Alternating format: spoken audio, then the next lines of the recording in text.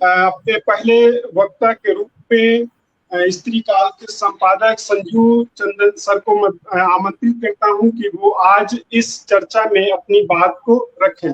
संजू चंदन sir. हाँ रजनीश, पहले ही मुझे बुला लिया। पहले तो मैं सोच रहा था कि सुनूंगा, लेकिन खैर।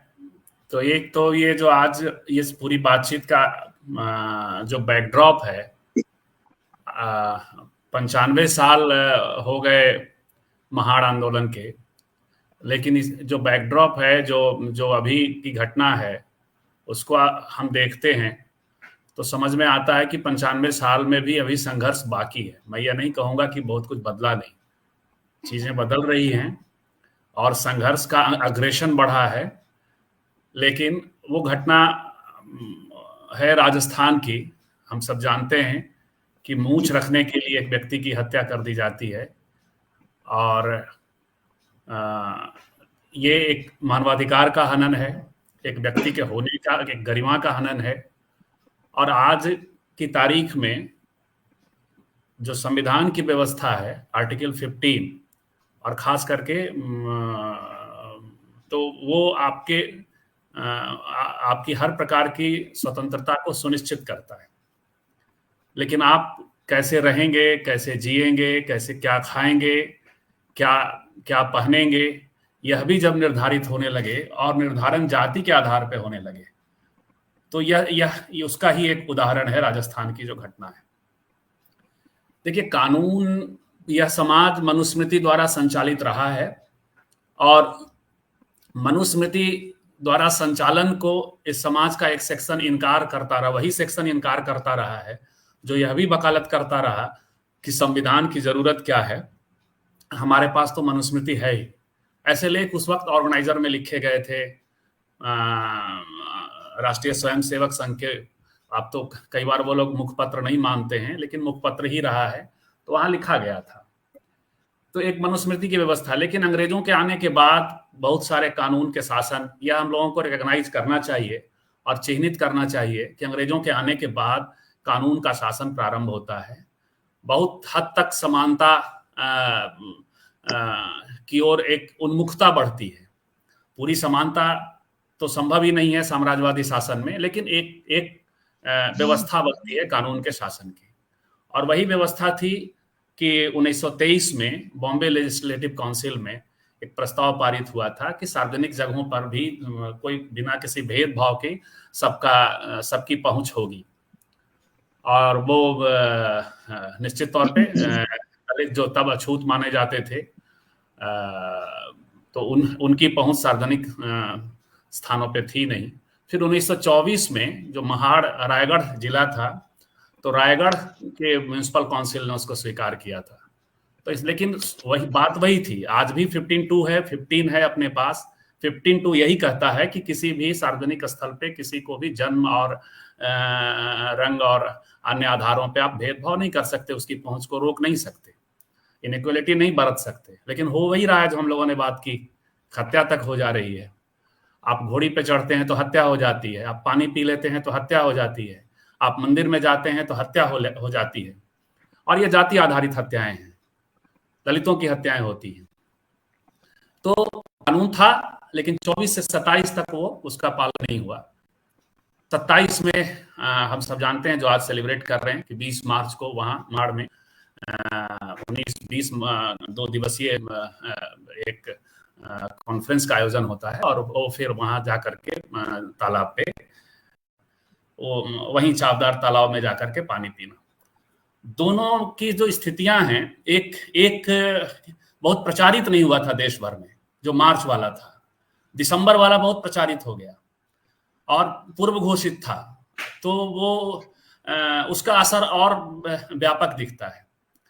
लेकिन बाबा साहब कहते हैं कि ये पानी पीने की लड़ाई नहीं है, ये मानव अधिकार की लड़ाई है। उसी कॉन्फ्रेंस में कहते हैं। वो ये भी कहते हैं कि जो लोग हमारा विरोध कर रहे हैं, वो इसलिए नहीं कर रहे हैं कि हमें पानी नहीं पीने देना चाहते। हम जब ये पानी नहीं पी रहे थे इस तालाब के, तब भी हम जीवित थे। लेकिन वो इसलिए विरोध करना चाहते हैं कि वो हमारा अधिकार छीनना चाहते हैं, वो हमें हमारा अधिकार लेने देना नहीं चाहते। तो ये एक स्पष्ट बात वो। एक दूसरी बात भी वो खास कर कहते हैं, इसको चिन्हित किया जाना चाहिए। वो राष्ट्रीय स्वतंत्रता आंदोलन का समय था और सीधे अंग्रेजों से संघर्ष को ही मूल संघर्ष, वो उस समय केंद्रीय संघर्ष था। तब वो कहते हैं कि ये राष्ट्रीय निर्माण की लड़ाई है, सामाजिक आंदोलन के जरिए राष्ट्र निर्माण की लड़ाई है। तो जब तक इस तरह का भेदभाव जो कॉन्स्टिट्यूशन सुनिश्चित करता है उसको इंप्लीमेंट कराने में स्टेट फेल होता रहेगा, तब तक ये लड़ाई जारी रहनी चाहिए, जारी रखी जानी चाहिए। संघर्ष जारी है भी, क्योंकि ये जो लड़ाई है वो राष्ट्र निर्माण की लड़ाई है। अब देखिए, इस देश में सारी चीजें उल्टी गंगा जैसे बहती है, उस तरह की चीजें हुई हैं। आप जो देश की परिभाषा है, राष्ट्र की परिभाषा है, बार बार नीचे से चुनौती। मैंने कई बार कहा कि भीमा कोरेगांव उसका एक ज्वलंत उदाहरण है। उसको चुनौती मिलती है, क्योंकि यहाँ कोई एक ऐसे राष्ट्र का एक होमोजेनाइज्ड फॉर्म नहीं होता है। कई जातियां, कई समूह, कई इंटरेस्ट यहाँ होते हैं, और राष्ट्र बनने की जो प्रक्रिया है वो समुच्चय में बनती है। तो राष्ट्र निर्माण की भी जो प्रक्रिया होगी वो पूरे समुच्चय के इंटरेस्ट को पूरा करते हुए होगी। दूसरी बात कि अहिंसा, आप देखिए जो आंदोलन था 1927 का, ये पूरी एक लेगेसी है। महात्मा फुले, बाबा साहब अम्बेडकर, इसके पहले महात्मा बुद्ध, ये तमाम लोग अहिंसक आंदोलन, अहिंसक बदलाव, अहिंसक राजनीति के लोग रहे। लेकिन अहिंसा, मैं गांधी जी से अहिंसा छीनना नहीं चाहता, लेकिन गांधी जी अहिंसा के प्रतीक माने जाते रहे। लेकिन आप उसी दौरान देखिए कि ये तमाम, इसका नाम भी सत्याग्रह था, महाड़ सत्याग्रह है ये। तो गांधी जी से एक प्रभाव तो है, क्योंकि वहां गांधी जी के ही नारे शुरू में लगते हैं। उस समय तक मोहभंग भी नहीं हुआ था, न दलितों का हुआ था, न बाबा साहब का कुछ खास मोहभंग गांधी जी से हुआ था।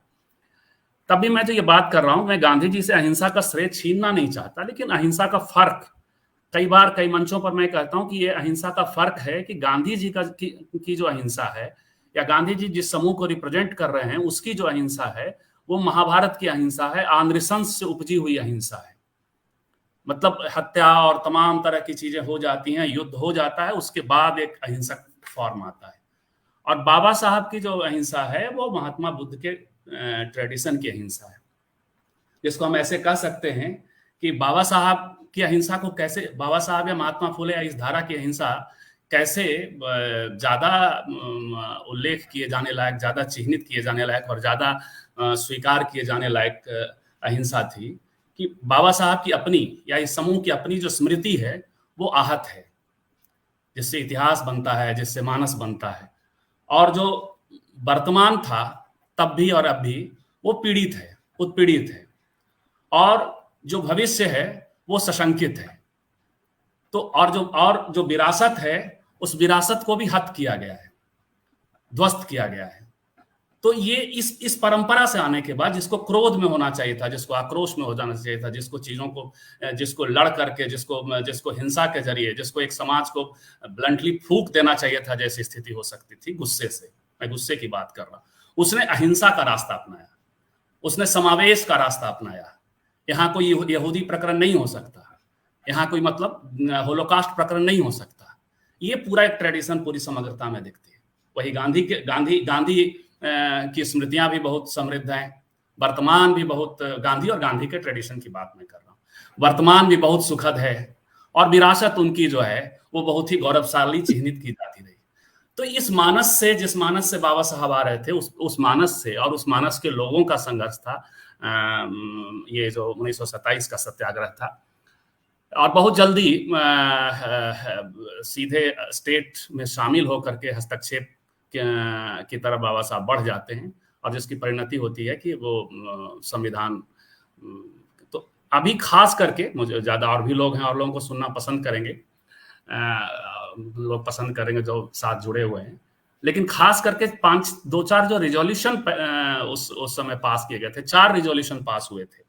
इसमें से दूसरा रिजोल्यूशन था मनुस्मृति का दहन करना, वो सहस्रबुद्धे ने रिजोल्यूशन दिया था, और मनुस्मृति का दहन किया गया।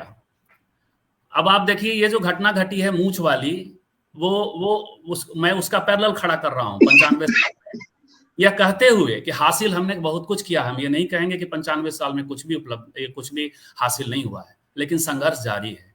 उसी राज्य में मनु महाराज की तस्वीर आप देखिए, वहां मूर्ति देखिए आप, बहुत ये मतलब राजस्थान उच्च न्यायालय में बहुत ही शान से विराज रहा है, न स्टेट को चिंता है। और आज की तारीख में कुछ लोगों ने वहां कालिख लगाई थी।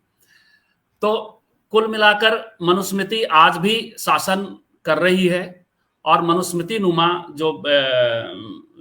जो इम्पैक्ट है, जो जाति व्यवस्था, जाति और उसमें जेंडर भी काम करता है, आधारित व्यवस्था है, उसको स्वीकृति आज भी मिल रही है। उसका एक संकेत आप एक प्रतिफल के रूप में देख सकते हैं कि आप मूंछ रखने के लिए एक व्यक्ति की हत्या कर दी जाती है सिर्फ इसलिए कि वो दलित है। तो दूसरा रिजोल्यूशन था वो।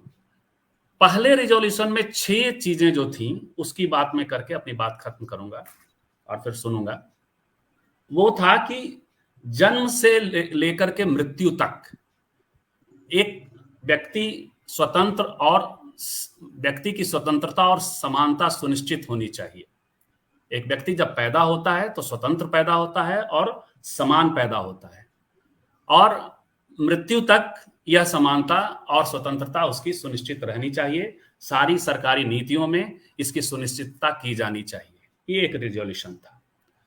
दूसरा उसका 1.2 था, उसी का ख था कि इसकी संरक्षा करना किसी भी राजनीतिक नीति की प्रतिबद्धता होनी चाहिए। तो कोई भी राजनीतिक एक्टिविटी जो होगी, कोई भी राजनीतिक संगठन खड़ा हो या जो स्टेट अपना काम करेगा, तो वो व्यक्ति की स्वतंत्रता जन्म से लेकर के मृत्यु तक, व्यक्ति की समानता जन्म से लेकर के मृत्यु तक, इसको सुनिश्चित करना, उसकी संरक्षा करना भी करने का काम उसका होना चाहिए।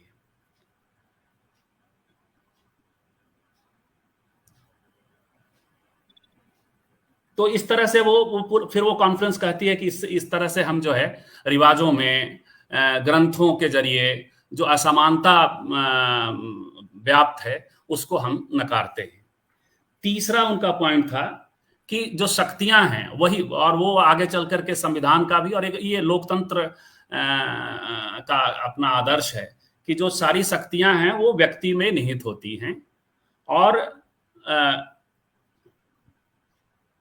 जब तक कि लोग अपनी शक्तियां किसी अथॉरिटी को नहीं दे देते हैं, तब तक यदि वो अपनी शक्तियां अथॉरिटी को देते हैं तो अथॉरिटी उनके लिए नियमन कर सकती है, उनके लिए व्यवस्था कर सकती है, क्योंकि अपनी शक्तियां उन्होंने इसलिए ही दी थी कि एक व्यवस्था होगी। लेकिन जब तक वो किसी अथॉरिटी को वो शक्ति नहीं ट्रांसफर होती है, तब तक हम उसे मानते नहीं।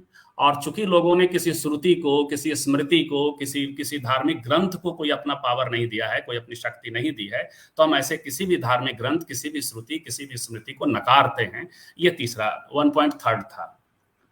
और एक आगे चल करके है कि वो आप जो पुरोहित यदि आप बनाते हैं, अपना नेता बनाते हैं, तो वो शक्ति भी व्यक्ति के को ही उन्होंने, और उसका चुनाव कंपटीशन के आधार पर होगा, वंशानुगत नहीं होगा।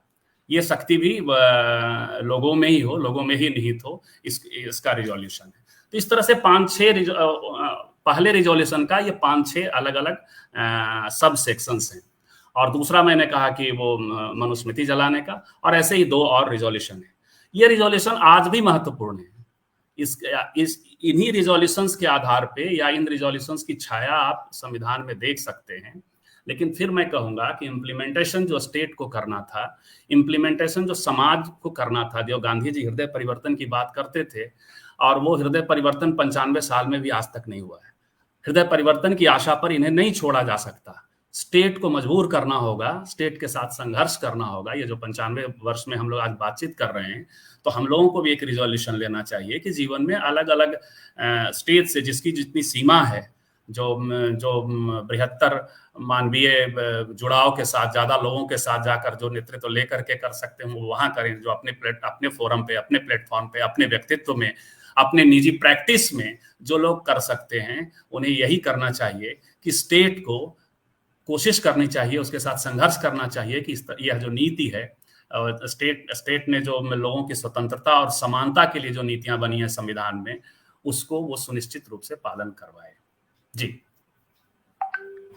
बहुत बहुत धन्यवाद संजू चंदन सर। आपने अंग्रेजों के आने के बाद से कानून का शासन मतलब बना, और यहाँ के लोगों को जिस तरीके से मनु की आपने बात की, तमाम सारे और वर्तमान संदर्भ में जो राजस्थान का अभी पाली का जो घटना घटी उस पर केंद्रित करते हुए 95 साल एक बात और जोड़ दूं कि ये पूरा जो उत्सव है, पूरा जो संघर्ष है, वो जाति और जेंडर दोनों ही दृष्टि से महत्वपूर्ण है, और दोनों ही दृष्टि से जो असमानताएं हैं उसके खिलाफ है। मनुस्मृति का जलाना तो हम सब जानते ही, और महिला दिवस के रूप में हम लोग उसको मनाते भी हैं। जी।